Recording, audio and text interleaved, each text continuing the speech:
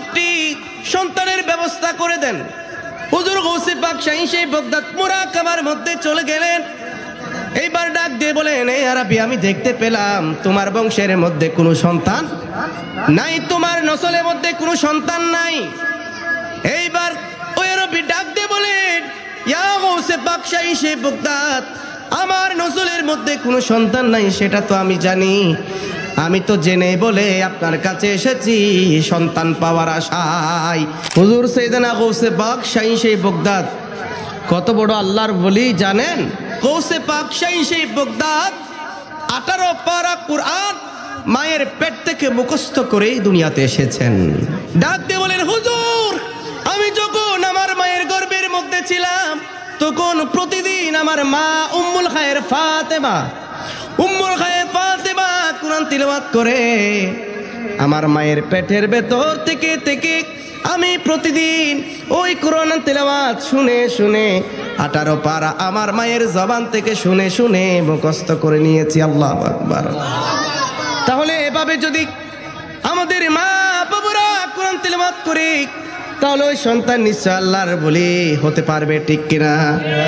নামাজি হতে পারবে, কোরআন প্রেমিক হবে, নবী প্রেমিক হবে, ওলি প্রেমিক হবে। আর যদি ওই সন্তানগুলোকে পেটের মধ্যে নিয়ে তুমি যদি টিকটক করো, ফেসবুক দেখো, ইউটিউব দেখো, তাহলে তারাও ফেসবুক মার্কা, ইউটিউব মার্কা হবে। জোরে জোরে বলেন ঠিক কিনা?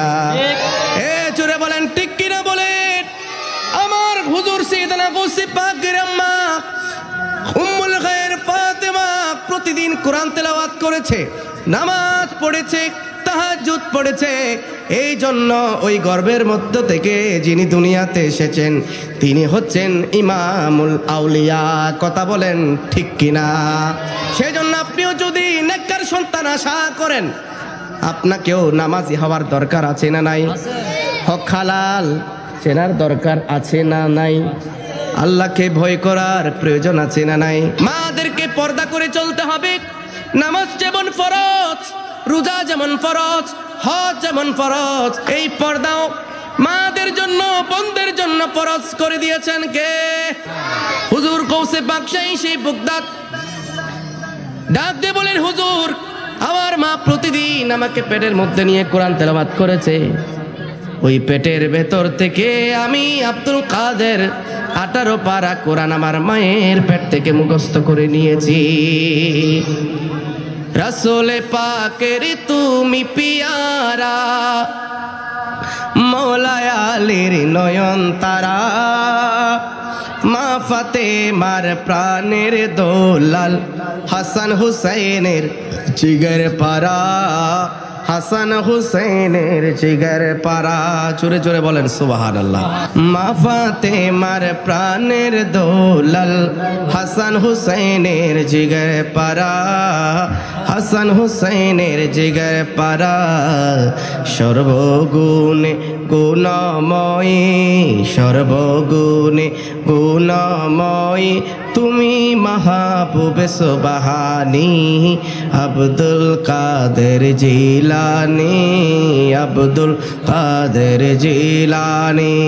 কৃপা করে রাখো মোদের লাজ, কৃপা করে রাখো মোদের লাজ, ওগো কুতুবে রব্বানী, আব্দুল কাদের জিলানী, আব্দুল কাদের জিলানী। মুসিবতে পড়ে আমরা ডাকি তোমায় দস্তগীর,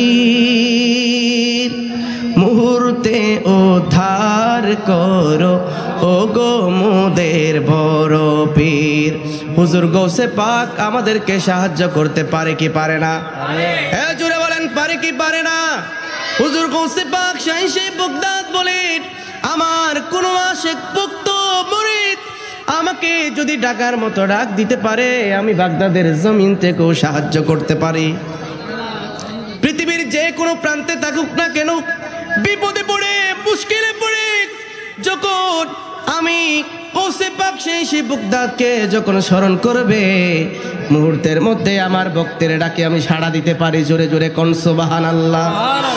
হুজুর গৌসে পাক শাহী সেই বগদাদ আমাদের ডাকে সাড়া দিতে পারে কি পারে না বলেন? হাত তুলে বলেন পারে কি পারে না? জোরে বলেন পারে কি পারে না? হুজুর গৌসে পাক শাইখে বাগদাদকে একবার এক আরবি ডাক দিয়ে বলেন, হুজুর, ইয়া গৌসে পাক শাইখে বাগদাদ, আমার নসলের মধ্যে কোনো সন্তান নাই, আপনি আমাকে একটা সন্তানের ব্যবস্থা করে দেন। সুবহানাল্লাহ পড়েন। হুজুর গৌসে পাক শাইখে বাগদাদ দিতে পারে কি পারে না? কথা বলেন পারে কি পারে না?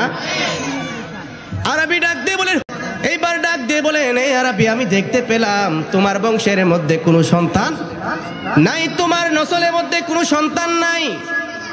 এইবার ওই আরবি ডাক দিয়ে বলেন, ইয়া গৌসে পাক শাইখে বাগদাদ, আমার নসলের মধ্যে কোনো সন্তান নাই সেটা তো আমি জানি, আমি তো জেনে বলে আপনার কাছে এসেছি সন্তান পাওয়ার আশায়। বলেন তো আমার গৌসে পাক শাইখে বাগদাদ সন্তান দিতে পারে কি পারে না? হাত তুলে বলেন পারে কি পারে না? আমার গৌসে পাক শাইখে বাগদাদকে এই ক্ষমতা দিয়েছেন কে? আমি তো জানি আমার নসলে সন্তান নাই, আমার গর্ভের মধ্যে সন্তান আসবে না, জানি বলেই তো আপনার কাছে এসেছি সন্তান পাওয়ার আশায়। আপনি তো গৌসুল আজম, আপনি তো গৌসুল আজম, আপনি দিতে পারবেন, একটু ব্যবস্থা করে দেন। হুজুর, আজকে আমি ছাড়বো না আপনাকে, আপনি ব্যবস্থা করে দিতেই হবে, ব্যবস্থা করে দিতে হবে। তখন হুজুর সাইয়েদনা গৌসে পাক মুরাকাবার মধ্যে চলে গেলেন। হঠাৎ করে ওই আরবিকে ডাক দিয়ে বলেন, এই আরবি, তুই এদিকে আয়, তাহাল কাম হিয়ার, তুই এদিকে আয়। এবার ওই আরবি আসলেন, বলে, তুই তোর পিঠখানা আমার পিঠের মধ্যে লাগিয়ে একটা ঘষা দে। যখন দেখা গেল ওই আরবি আমার হুজুর সাইয়েদনা গৌসে পাক শাইখে বাগদাদের পিঠের মধ্যে লাগিয়ে একটা ঘষা দিলেন। এবার আমার হুজুর গৌসে পাক শাইখে বাগদাদ ডাক দিয়ে বলেন, এ আরবি, তুই যা, আগামী বছর তোর ঘরে একটা সন্তান জন্ম নিবে। সুবহানাল্লাহ। তুই তার নাম রাখবি মহিউদ্দিন, তুমি তার নাম রাখবি মহিউদ্দিন। গৌসে পাক ডাক দিয়ে বলেন, আমার 50 জন সন্তান, 50 জন সন্তানের মধ্যে তুরে আমি একটা সন্তান দান করে দিলাম। সুবহানাল্লাহ কোন, তুরে আমি একটা সন্তান দিয়ে দিলাম। ঠিক দেখা গেল 1 বছর পর ওই আরবির ঘরের মধ্যে ফুটফুটে একটা পুত্র সন্তান জন্ম নিয়েছে। একটা ফুটফুটে পুত্র সন্তান জন্ম নিয়েছে, নাম রেখেছেন মহিউদ্দিন ইবনে আরবি। মহিউদ্দিন ইবনে আরবি। তাহলে যার ঘরে সন্তান নাই, সন্তান দিতে পারে কি পারে না? আমার গৌসে পাক মুর্দাকেও জিন্দা করতে পারে, ঠিক কি না? জোরে বলেন পারে কি পারে না? আমার গৌসে পাক মুর্দাকেও জিন্দা করতে পারে। যারা বলে নবী পারে না, নবীর কোনো ক্ষমতা নাই, নবী আমার মতো, নবী কি আমার মতো হতে পারে? নাউজুবিল্লাহ পড়বেন না? নবী পারে কি পারে না? গৌসে পাক বলে, আমার নবী তো পারেই তো পারে, নবীর মকাম তো উপরে, অনেক অনেক উপরে। আমি আমি আমার হুজুরের গোলামের গোলাম, গোলামের গোলাম, গোলামের গোলাম।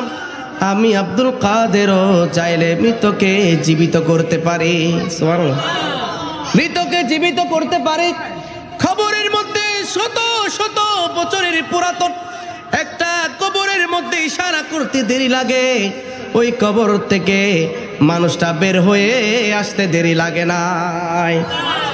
শত শত বছর আগে এক কাওয়াল মারা গিয়েছে, ওই কবরে ইশারা করেছেন, তুই জিন্দা হ, তুই জিন্দা হয়, আমি গৌসে পাক অর্ডার দিলাম তোরে, তুই জিন্দা হয়ে যা। ডাক দিতে দেরি লাগে, কবর থেকে একেবারে মানুষটা বের হতে দেরি লাগে নাই। আল্লাহু আকবার বলেন। তাহলে গৌসে পাকের যদি এই ক্ষমতা হয়, আমার নবীর ক্ষমতা কম না বেশি? বেশি। এটা যারা মানতে চায় না তারা কি নবীর উম্মত? কথা বলেন। নবীর উম্মত হতে পারে না, তারা হচ্ছে ধোঁকাবাজ, মুনাফিক। যুগে যুগে কালে কালে মুনাফিক ছিল, ভণ্ড নবী ছিল, মুনাফিক ছিল, নবীর পেছনে নামাজ আদায় করেছে। আল্লাহ আয়াত নাজিল করে দিয়ে বলেন, ইয়া রাসূলুল্লাহ, ইয়া হাবিবাল্লাহ, তাদেরকে আপনি বিশ্বাস করবেন না, তারা মুনাফিক।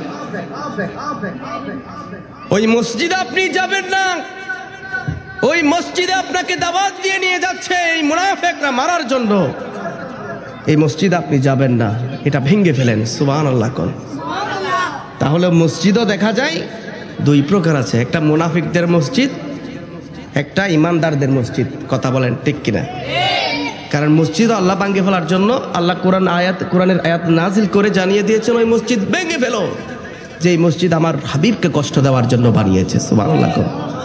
আর একটু জোরে কইতেন না? আমার রসুল দিতে পারে, বিশ্বাস হয়? পারে নাকি? একটা ঘটনা বলি, আপনারা হয়তো আগে অনেকবার শুনেছেন, বলবো? শোনার যে পক্ষে কে কে আছেন হাত তোলেন। মাশাআল্লাহ, আল্লাহ কবুল করুক, আমিন কোন। হযরতে জাবের রাদিয়াল্লাহু তাআলা আন, নবীজির অনেক বড় পাগল একজন সাহাবী। নবীজি খন্দকের ময়দানে পরীক্ষা করণ করছিলেন, খাবার নাই, পানি নাই, কিচ্ছু নাই, ক্ষুধার জ্বালাই সাহাবায়ে কেরাম পাগল হয়ে গেছে। ইসলাম এমনি এমনি আসে নাই, অনেক কষ্টের বিনিময়ে এই ইসলাম সুজলা সুফল ইসলাম আমরা পেয়েছি। আজকে নবী আমার মতো 200 গুণে মানুষ, নবী দেওয়ালের পেছনে কি আছে সেই খবরও রাখে না। নাউজুবিল্লাহ পড়েন, বলে ফেলছি। হযরতে জাবের দেখতে পেলেন আমার নবী ক্ষুধায় অস্থির হয়ে গেছে, পেটের মধ্যে পাথর বেঁধে রেখেছে। হযরতে জাবের চোখের পানি ছেড়ে দিলেন, ডাক দিয়ে বলেন, ইয়া রাসূলুল্লাহ, ইয়া হাবিবাল্লাহ, আপনাকে আমি একটা কথা বলতে চাই, অনুরোধ করতে চাই। বলে, কি কথা তুমি বলতে চাও জাবের? তুমি বলতে পারো। বলে, ইয়া রাসূলুল্লাহ, ইয়া হাবিবাল্লাহ, আপনি যদি আমাদের ঘরে একটু মেহমান হন তাহলে আমি নিজেকে অনেক ধন্য মনে করব। সুবহানাল্লাহ। আমি নিজেকে অনেক ধন্য মনে করতে পারবো। জাবের, ও জাবের, তুমি আমাকে দাওয়াত দিতে চাও? আমি তো একা একা যেতে পারবো না, যদি আমাকে দিতে চাও আমার সাথে সাহাবীদের একটা কাফেলা সাথে যাবে। সুবহানাল্লাহ। আমার সাথে একটা সাহাবীদের কাফেলা যাবে, আমি তো একা একা যেতে পারবো না। আমার নবী সাহাবায়ে কেরামদেরকে ফেলে কিছু খাইতো না, কখনো কখনো সাহাবীদেরকে ফেলে কিছুই খেতেন না, সাহাবীদেরকে এত ভালোবাসতেন। এবার জাবের চিন্তা করতে লাগলেন, আমার ঘরে কি আছে নাই নবী তো ভালোই জানে, আমি গরিব মানুষ। নবী সাহাবীদের একটি বহর নিয়ে আসবে, উনি তো ওই নবী যিনি রাহমাতুল লিল আলামিন নবী, যিনি ডুবে যাওয়া সূর্যকে আসরের ওয়াক্তে নিয়ে আসতে পারে। ইশারা করলে চন্দ্র দ্বিখণ্ডিত হয়ে যায়। নবী তো ওই নবী, পাথরের মধ্যে পা রাখলে সেই পাথর মোমের মতো গলে যায়। সুবহানাল্লাহ। নবী তো ওই নবী, ইশারা করলে চন্দ্র দ্বিখণ্ডিত হয়ে যায়, মুর্দা মানুষও জিন্দা হয়ে যায়। যখন বৃষ্টির জন্য দোয়া করে বৃষ্টি চলে আসে, আবার বৃষ্টি চলে যাওয়ার জন্য দোয়া করে, তখন আবার বৃষ্টি চলে যায়। ওই নবী আমার ঘরে আসবে। নবীর ব্যাপার, নবী তো রাহমাতাল লিল আলামিন। সুবহানাল্লাহ। জাবের বলছেন, ইয়া রাসূলুল্লাহ, ঠিক আছে, আপনি প্রস্তুতি গ্রহণ করেন। হযরতে জাবের দূর দিয়ে ঘরের মধ্যে চলে গেলেন, বিবিকে ডাক দিয়ে বলেন, ও বিবি, আমি তো একটা কাজ করে ফেলেছি। বলে, তুমি কি কাজ করেছো? বলে, রাহমাতাল লিল আলামিন নবী আমার দাওয়াত কবুল করে নিয়েছি। রাহমাতুল লিল আলামিন নবী আমার দাওয়াত কবুল করেছে, নবী আসবে। জাবেরের বিবি ডাক দিয়ে বলেন, ও জাবের, তুমি যে নবীকে দাওয়াত দিয়েছো, কি খাওয়াবা? ঘরে তো কিচ্ছু নাই, কিভাবে তুমি দাওয়াত দিলা? কি জন্য দাওয়াত দিলা? কি খাওয়াবা? নবী যে আসবে, তুমি কিভাবে মেহমানদারি করবে? জাবের চোখের পানি ছেড়ে দিয়ে বলে, নবী আজকে কয়দিন ধরে খায় না, পেটের মধ্যে পাথর বেঁধে রেখেছে। সাহাবায়ে কেরাম পেটের মধ্যে পাথর বেঁধে রেখেছেন। নবীর কষ্ট তো আমি জাবের সহ্য করতে পারি না। আমাদের কাছে ছোট একটি ছাগল আছে, ওই ছাগল জবে করে দিব। কিছু আটা আছে, চাউলের আটা আছে, এগুলা দিয়ে রুটি বানাই ফেলো, হয়তো আবার নবী সহ 2-1 সাহাবায়ে কেরাম খেতে পারবে। এইবার হযরতে জাবের ওই ছাগলখানা জবে করে দিলেন। এইবার বিবিকে ডাক দিয়ে বলেন, ও বিবি, তুমি রান্না বান্নার কাজ শুরু করে দাও, আমি নবীকে নিয়ে আসি। সুবহানাল্লাহ কোন। কিন্তু জাবেরের ঘরে 2জন সন্তান ছিল। কয়জন? 2জন সন্তান ছিল। হঠাৎ করে ওরা বাহির থেকে এসে বলে, ভাই রে, ও ভাই, আমাদের ঘরে যে একটা ছাগল ছিল, আমরা খেলা করতাম, যেই ছাগলটা, এই ছাগলটা তো খুঁজে পায় না। কই এই ছাগলটা কোথায়? এই ছাগলটা কোথায়? এইবার ভাই ডাক দিয়ে বলে, ওই ছাগলটা তো আমাদের বাবা আজকে জবে করে দিয়েছে। বলে জবে কিভাবে করে? ইসলামের প্রাথমিক যুগে জবে কিভাবে করে এটা তো ছেলেরা কখনো জানে না, দেখে নাই। বলে তুমি কি দেখতে চাও? বলে হ্যাঁ দেখতে চাই। এইবার বড় ভাই ছোট ভাইকে দেখাতে গিয়ে ওই ছাগল যেভাবে জবে করেছে, বাবা হযরতে জাবের যেভাবে ছাগল জবে করেছে, সেভাবে এক ভাই আরেক ভাইকে জবে করে দিয়েছে। আল্লাহু আকবার। এক ভাই আরেক ভাইকে জবে করে দিয়েছে। রক্ত যখন বের হয়ে গেল, ভয়ে চিৎকার মেরে বলেন, হায় রে, আমার ভাইকে মনে হয় আমি মেরে ফেলেছি, আমার ভাইকে মনে হয় আমি জবে করে ফেললাম, মেরে ফেললাম। আমার ভাই তো আর কথা বলে না, রক্ত বের হয়। ভয়ে দৌড় মেরে পাহাড়ের চূড়ায় চলে গেলেন। বয়ে সেখান থেকে পড়েও আরেক ভাই শাহাদাতের সুধা পান করেছেন। পড়েন ইন্না লিল্লাহি ওয়া ইন্না ইলাইহি রাজিউন। ছেলে হারানোর ব্যথা যার নাই সে বুঝবে, যে হারিয়ে ফেলেছে সেই বুঝবে। কথা বলেন ঠিক কিনা বলেন? যার সন্তান হারাই, যে সন্তান হারাই, যে বাবা সন্তান হারাই, সে একমাত্র বুঝতে পারে সন্তান হারানোর ব্যথা কেমন। কথা বলেন ঠিক কিনা? কথা বলেন। সন্তান হারানোর ব্যথা কেমন? হযরতে জাবেরের বিবি হাউ মাউ করে দুইটা শিশু বুকের মধ্যে টেনে নিয়ে কান্না করতে লাগলো। জাবের হাজির, ডাক দিয়ে বলেন, জাবের, এটা কি পরীক্ষা আল্লাহর আমাদের উপর? আজকে কত খুশির দিন, আনন্দের দিন, অথচ আমাদের দুইজন সন্তান আর নাই। আল্লাহু আকবার। আর দুনিয়াতে আমাদের কলিজার টুকরা সন্তান দুই নাই। হযরতে জাবের বলে, তোমার চোখের পানি মুছে ফেলো, আজকে কান্নার দিন নয়, আজকে খুশির দিন। আজকে হচ্ছে আমাদের জন্য সবচাইতে খুশির দিন। এই সন্তানদের থেকেও নবীকে বেশি ভালোবাসতে হবে। সুবহানাল্লাহ। এই বিবি মনে রেখো, এই সন্তানদের থেকেও তুমি নবীকে বেশি যদি ভালোবাসতে না পারো, তোমার মা থেকে, তোমার বাবা থেকে, তোমার স্বামী থেকে, তোমার জীবনে যত প্রিয় জিনিস আছে, বস্তু আছে, দুনিয়া থেকে যদি ওই নবীকে রাহমাতুল লিল আলামিনকে যদি বেশি ভালো না বাসো, তাহলে তুমি মুমিন হতে পারবে না। চোখের পানি মুছে ফেলো, ওই নবীকে এই বাচ্চাদের চেয়েও বেশি মহব্বত করতে হবে। সুবহানাল্লাহ। নবী আসবে, এই দৃশ্য দেখলে নবী খাবার খাবে না। নবীকে আমি খাবার খাওয়ানোর জন্য দাওয়াত দিয়েছি। সুবহানাল্লাহ। কোন সাহাবীদের ভালোবাসা কেমন দেখেন। দুইটা সন্তান চলে গিয়েছে বলে কান্না করা যাবে না, আগে নবীকে খুশি করতে হবে। সুবহানাল্লাহ। কোন আর আমরা নবীকে একটু দাঁড়িয়ে সালাম দিলেও শিরিক এবং বেদাতের ফতোয়া দেয়। দুরূদ শরীফ পড়লে বেদাতের ফতোয়া আছে না নাই? এদিকে নাই মনে হয়, আওয়াজে মনে হচ্ছে নাই না? নবীকে একটু দাঁড়িয়ে সালাম দিতে পারি না, বেদাতের ফতোয়া দেয়। বলে টেবিলের নিচে কি নবী আছে নাকি? নাউজুবিল্লাহ পড়েন। কত বড় জালেম। আর সাহাবায়ে কেরামদের আদর্শ হচ্ছে জান দিয়ে দিব, গরদান দিয়ে দিব, তারপরেও নবীকে জীবনের চেয়ে বেশি ভালোবাসতে হবে। খাব্বাব রাদিয়াল্লাহু তাআলা ইসলামের কালমা পড়ার কারণে, নবীজির কালমা পড়ার কারণে কাফেররা এত নির্যাতন, এত জুলুম, অত্যাচার করেছেন। জ্বলন্ত কয়লার মধ্যে তাকে নিক্ষেপ করেছেন। একেবারে আগুনে জ্বলতে জ্বলতে মাংসগুলো গলে গলে বের হয়ে গিয়েছে, চর্বিগুলো পর্যন্ত গলে গলে বের হয়ে গেছে। সেই গরিবের চর্বির ভেতর থেকে আওয়াজ আসে, জান যেতে পারে, প্রাণ যেতে পারে, নবীজির কালমা ছাড়া যাবে? আরেকটু জোরে বলেন, নবীজির কালমা ছাড়া যাবে? হযরত বিলাল বলে, আমার জান যাবে, প্রাণ যাবে, কিন্তু নবীজির আমরা কালমা ছাড়তে পারি? আমাদের অনেক বাধা আসবে।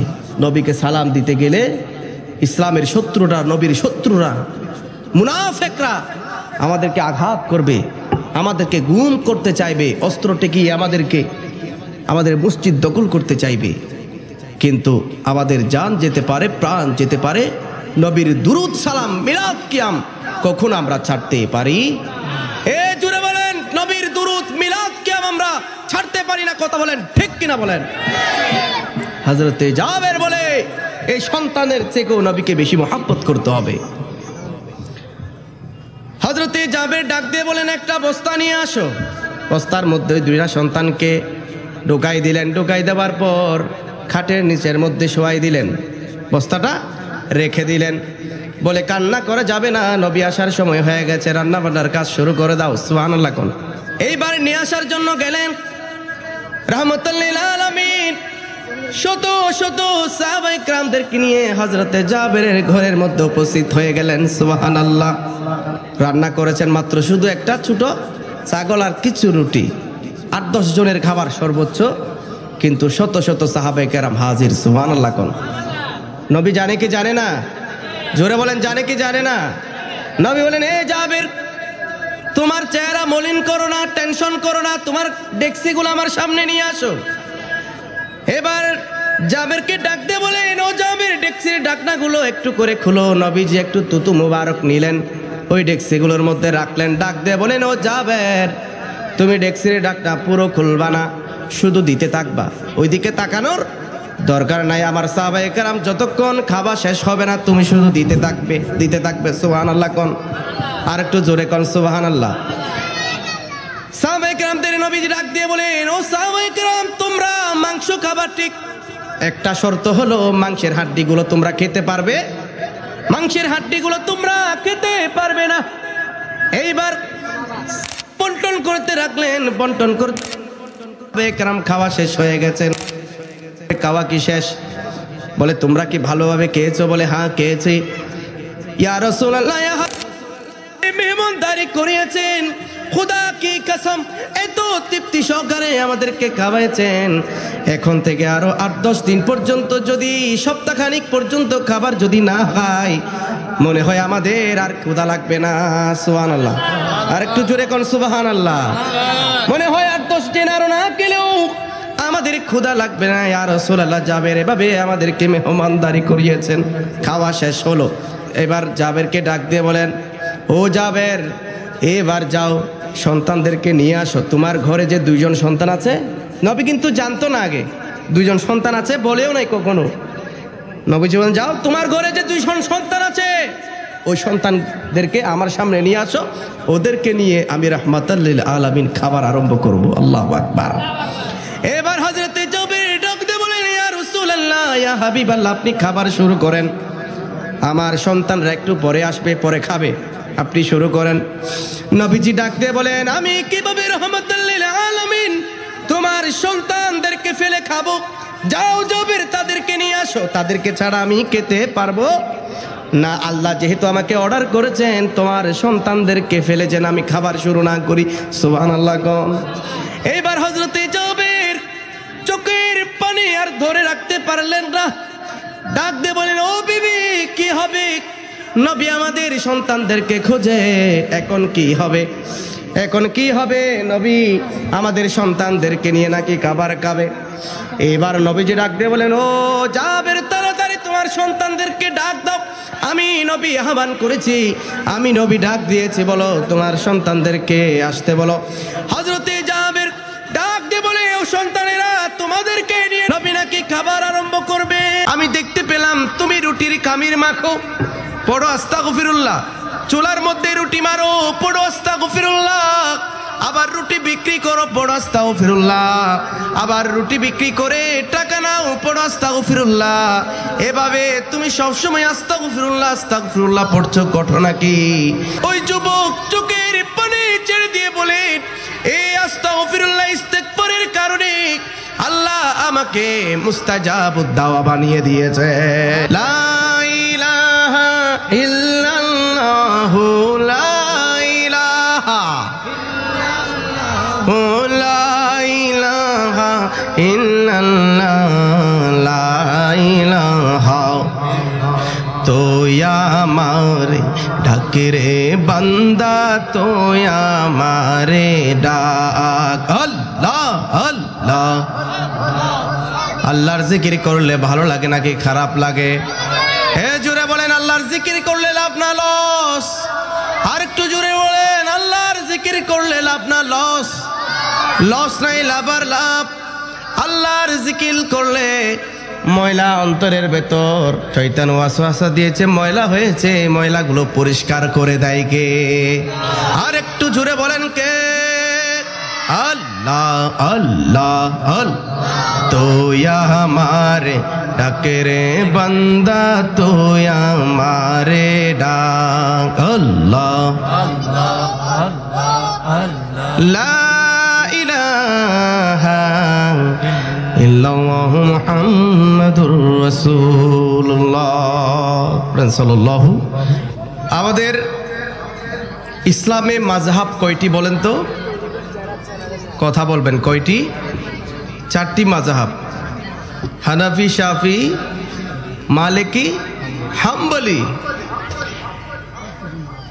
এই হাম্বলি মাযহাবের যিনি প্রবর্তক, ফাউন্ডার, হযরতে আহমদ ইবনে হাম্বল আলাইহির রাহমা। যুগের এত বড় একজন মুহাদ্দিস, জামানার এত বড় একজন মুহাদ্দিস, মুহাদ্দিসুদ্দাহর হযরতে আহমদ ইবনে হাম্বল। মুসনাদে আহমদ ইবনে হাম্বল 50,000 হাদিসের কম্পাইলেশন এই আহমদ ইবনে হাম্বলের গ্রন্থ। তো হযরতে আহমদ ইবনে হাম্বল আলাইহির রাহমা ইসলামের জন্য এত বেশি কষ্ট করেছেন, বৃদ্ধ বয়সেও ঘরে বসে থাকতে পারতেন, কিন্তু বসে থাকে নাই। নবীজির হাদিস সংগ্রহ করার জন্য বেরিয়ে যেতেন ঘর থেকে, দেশ হতে দেশান্তরে, প্রান্ত হতে প্রান্তরে, বিভিন্ন জায়গায় চলে যেতেন। এভাবে একদিন শীতের মৌসুমে হযরতে আহমদ ইবনে হাম্বল হাদিস সংগ্রহের কাজে বেরিয়ে পড়েছেন। শীতের মৌসুম, একটা মসজিদে মাগরিবের নামাজ আদায় করেছেন এবং ইশার নামাজ আদায় করেছেন। তো চিন্তা করতে লাগলেন যে আমি বৃদ্ধ মানুষ, এই শীতের মৌসুম, কনকনে শীত, কই যাব? আজকের রাতটা এই মসজিদের মধ্যে আমি হাদিস পড়তে পড়তে কাটিয়ে দিব। সকাল যখন হবে ফজরের নামাজটা এই মসজিদে জামাত সহকারে আদায় করে আবার বেরিয়ে যাব। সুবহানাল্লাহ। হযরতে সাইয়েদনা আহমদ ইবনে হাম্বল আলাইহির রাহমা এভাবে ইশার নামাজ আদায় করে ওই মসজিদে শুয়ে শুয়ে হাদিস পড়তে লাগলেন। এদিকে মসজিদের দারোয়ান এসেছে, ডাক দিয়ে বলেন, হে মুরব্বি, আপনি কে? মানান তাকে। আপনি এখানে কি করছেন? এটা তো ঘুমানোর জায়গা নয়, আপনি বেরিয়ে যান, এটা ঘুমানোর জায়গা নয়। যুগের এত বড় একজন মুহাদ্দিসুদ্দাহর চিনে নাই, বলছেন বেরিয়ে যান। তো বলছেন, আমি মাগরিবের নামাজ, ইশার নামাজ এই মসজিদে আদায় করেছি, আমি বৃদ্ধ মানুষ, কনকনে শীতের মৌসুম, আমি এত গভীর রাতে কই যাব? আজকের রাতটা এই মসজিদের বারান্দায় আমি একটু কাটিয়ে দিই, সকাল যখন হবে এই মসজিদে ফজরের নামাজটা আমি জামাত সহকারে আদায় করে বেরিয়ে যাব। এদিকে নাছোড় বান্দা মসজিদের যে দারোয়ান, ও বলছে, না, এখানে তাকা যাবে না, এটা তাকার জায়গা নয়, আপনি বেরিয়ে যান, চলে যান। তো হযরতে আহমদ ইবনে হাম্বল বলছেন, থাকা যাবে না মনে হয়, বের হয়ে যাই, বাড়াবাড়ির দরকার কি? সুবহানাল্লাহ। হযরতে আহমদ ইবনে হাম্বল বেরিয়ে গেলেন। যেতে যেতে যেতে গভীর রজনীতে একটি বাজারে পৌঁছলেন। দেখা যায় ওই বাজারের মধ্যে একটা রুটির দোকান। ওই রুটির দোকানের মধ্যে একটা যুবক রুটির কামির বানায়, খামির মাখে। ওই যুবককে ডাক দিয়ে বলে, ও যুবক, আমি বৃদ্ধ মানুষ, আমি মুরব্বী মানুষ, আমি মুসাফির মানুষ, এই গভীর রাতে আমি কই যাব? আমি সকাল পর্যন্ত তোমার দোকানের চুলার পাশে একটু স্থান পেতে চাই, যদি তুমি আমাকে একটু অনুমতি দাও তাহলে রাতখানা এই আগুনের পাশে আগুন পোহাতে পোহাতে আমি কাটিয়ে দিব, যদি তোমার কোনো সমস্যা না হয়। সুবহানাল্লাহ পড়েন। এদিকে যুবক বলছেন, আপনি আমার চুলার মধ্যে আগুন পোহাবেন, আমার তো লস নাই, আপনি তো আমার লস করবেন না, সুতরাং আমার সমস্যা নাই। আহলান ওয়া সাহলান, স্বাগতম, খুশ আমদেদ, আসেন বসেন, আমার কোনো সমস্যা নাই। হযরতে সাইয়েদনা আহমদ ইবনে হাম্বল বড় খুশি হয়ে গেলেন, থাকার একটা জায়গা পেলেন। এভাবে হযরতে আহমদ ইবনে হাম্বল ওই রুটির চুলার পাশে বসে রইলেন, হাদিস পড়ছেন। হযরতে আহমদ ইবনে হাম্বল খেয়াল করলেন ওই রুটির জন্য খামির মাকে জবান দিয়ে পড়ে আস্তাগফিরুল্লাহ, সুবহানাল্লাহ কোন, রুটির খামির মাখে পড়ে আস্তাগফিরুল্লাহ, রুটি মারে চুলার মধ্যে পড়ে আস্তাগফিরুল্লাহ, রুটি বিক্রি করে বলে আস্তাগফিরুল্লাহ, আবার রুটি বিক্রি করে টাকা নেই, ক্যাশের মধ্যে টাকা রাখে কিন্তু বলে আস্তাগফিরুল্লাহ। এই আস্তাগফিরুল্লাহ আস্তাগফিরুল্লাহ জিকির করতে লাগলো। হযরতে আহমদ ইবনে হাম্বলের একটু কৌতূহল জাগলো, কিরে যুবকটা সেই থেকে এই পর্যন্ত দেখলাম শুধু এই তাসবিহ পড়তে আছে, আস্তাগফিরুল্লাহ আস্তাগফিরুল্লাহ, ঘটনা কি একটু জিজ্ঞাসা করি। হযরতে সাইয়েদনা আহমদ ইবনে হাম্বল এই যুবককে জিজ্ঞাসা করলেন, হে যুবক, তোমাকে আমি একটু প্রশ্ন করতে চাই। বলে, মুরব্বী আপনি করতে পারেন, কোনো সমস্যা নাই, আপনি আমাকে করতে পারেন। বলে, সেই থেকে এই পর্যন্ত আমি তোমার চুলার পাশে বসে আছি, আমি দেখতে পেলাম তুমি রুটির খামির মাখো, পড়ো আস্তাগফিরুল্লাহ, চুলার মধ্যে রুটি মারো, পড়ো আস্তাগফিরুল্লাহ, আবার রুটি বিক্রি করো, পড়ো আস্তাগফিরুল্লাহ, আবার রুটি বিক্রি করে টাকা নাও, পড়ো আস্তাগফিরুল্লাহ, এভাবে তুমি সবসময় আস্তাগফিরুল্লাহ আস্তাগফিরুল্লাহ পড়ছো, ঘটনা কি? ওই যুবক চোখের পানি ছেড়ে দিয়ে বলে, এই আস্তাগফিরুল্লাহ ইস্তেগফারের কারণে আল্লাহ আমাকে মুস্তাজাবুদ দাওয়া বানিয়ে দিয়েছেন। এই জীবনে আমি যে যে দোয়া আল্লাহর কাছে করেছি সব দোয়া আল্লাহ কবুল করে নিয়েছে। সুবহানাল্লাহ কোন। রুটির দোকানদার কিন্তু মুস্তাজাবুদ দাওয়া, মুস্তাজাবুদ দাওয়া মানে বুঝেন, অর্থাৎ আপনি হাত তুলবেন, হাত তুলতে দেরি লাগবে, বলতে দেরি লাগবে, কবুল হতে দেরি লাগবে না। সুবহানাল্লাহ কোন। হাত তুলতে দেরি লাগবে কিন্তু কবুল হতে দেরি লাগবে না। সমস্ত নবী রাসূল পয়গম্বরদেরকে একটা একটা মুস্তাজাবুদ দাওয়া হিসেবে আল্লাহ স্পেশাল কোয়ালিটি দিয়েছেন। আপনিও সেই জন্য মুস্তাজাবুদ দাওয়া হতে পারবেন। আপনি রাস্তার সুইপার হতে পারেন, আপনি রাস্তার মুচি হতে পারেন, দোকানের জারুদার হতে পারেন, আপনি গরিব অসহায় খাঙ্গাল হতে পারেন, মিসকিন হতে পারেন, আর আপনিও যদি এরকম এই আমলটুকুন করতে পারেন, আল্লাহর কাছে আপনি ফরিয়াদ করতে দেরি লাগবে, কবুল হতে দেরি লাগবে না। আর একটু জোরে কোন। হযরত সাইয়েদনা আহমদ ইবনে হাম্বল ডাক দিয়ে বলেন, হে যুবক, আনতা মুস্তাজাবুদ দাওয়া, তুমি মুস্তাজাবুদ দাওয়া, রুটিওয়ালা চায়ের দোকানদার, তুমি মুস্তাজাবুদ দাওয়া? বলে, হ্যাঁ, আমি এই জীবনে আল্লাহর কাছে যা যা চেয়েছি হাত তুলতে দেরি লেগেছে কিন্তু কবুল হতে দেরি লাগে নাই। সুবহানাল্লাহ কোন। হাত তুলতে কিন্তু দেরি লেগেছে কিন্তু কবুল হতে দেরি লাগে নাই। যা যা চেয়েছি আল্লাহ আমাকে সব দিয়েছে, শুধুমাত্র একটি দোয়া ছাড়া। বলেন তো কয়টি দোয়া? আর একটু জোরে কোন, কয়টি দোয়া? একটি দোয়া ছাড়া আল্লাহ সব দোয়া আমার কবুল করে নিয়েছে।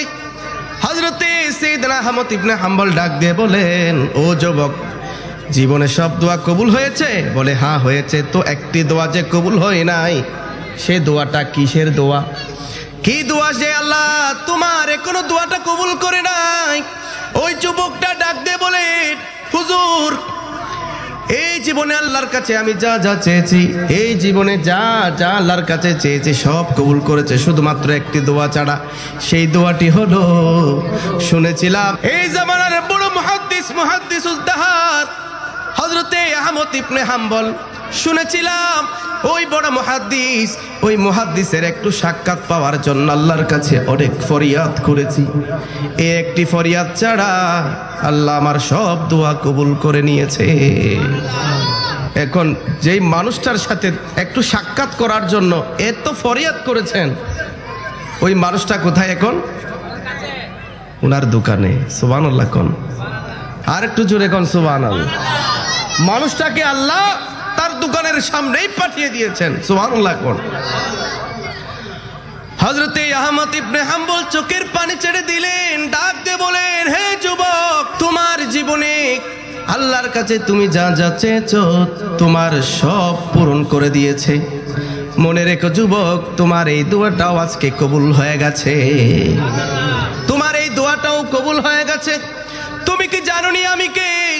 আনা আহমদ ইবনে হাম্বল, আনা আহমদ ইবনে হাম্বল, আমি সেই আহমদ ইবনে হাম্বল যার সাথে সাক্ষাৎ করার জন্য তুমি সব সময় আল্লাহর কাছে দোয়া করেছো।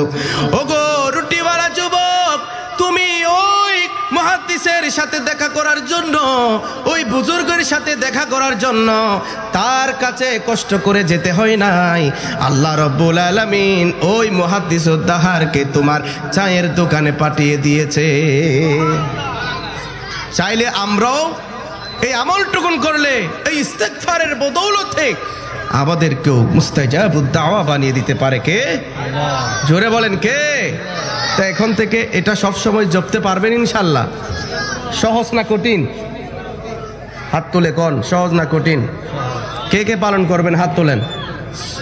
মাশাআল্লাহ, নারে তাকবীর, নারে রিসালাত, নারে গাউসিয়া, শাহিন শাহে মদিনা। আল্লাহ আমাদেরকে কবুল করুন, আমিন। লা ইলাহা, লা জোরে লা ইলাহা।